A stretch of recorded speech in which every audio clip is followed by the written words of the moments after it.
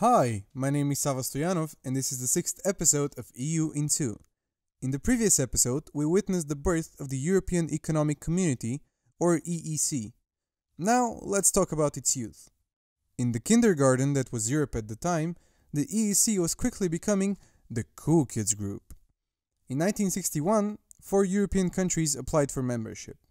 Denmark, Ireland, Norway, and the UK wanted to be cool kids too. There was one problem though, the bully, French President Charles de Gaulle.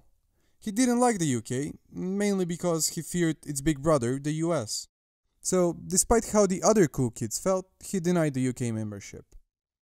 The UK's friends backed off in solidarity too, so the cool kids remained just 6. And they had some internal problems too. De Gaulle didn't like how powerful the EEC was becoming, so in 1965 he boycotted it. After much infighting, the cool kids resolved the problem by agreeing to disagree.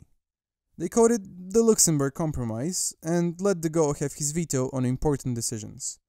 To this day, the EU members essentially have veto powers over anything really significant. The UK and France applied again only after de Gaulle was gone, this time successfully. Norway changed its mind at the last moment, but the other 3 became cool kids in 1973. That was the EEC's Sweet 16. The next ones who wanted to join were Greece, Portugal, and Spain.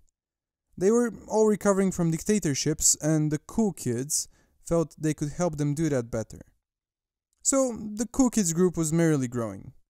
The kids were now in college though, and everyone knows how smoothly that goes. The European economies were struggling, and the free trade the EEC had promised wasn't really there. After a push by the UK's Margaret Thatcher, the Single European Act was signed in 1986.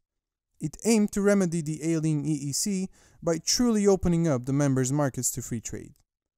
Eventually, it resulted in the European Single Market, which we'll talk about in another episode. In the late 80s though, just as the EEC was stabilizing, the world was shifting. Next time, we'll talk about the fall of the Iron Curtain and the rise of the iron window blinds. Okay, maybe not the second one. Până data viitoare!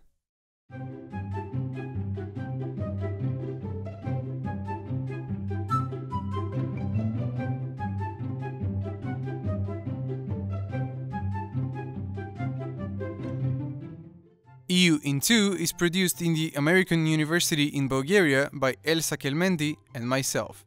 Our senior advisor is Laura Kelly, and I'm Sava Stoyanov.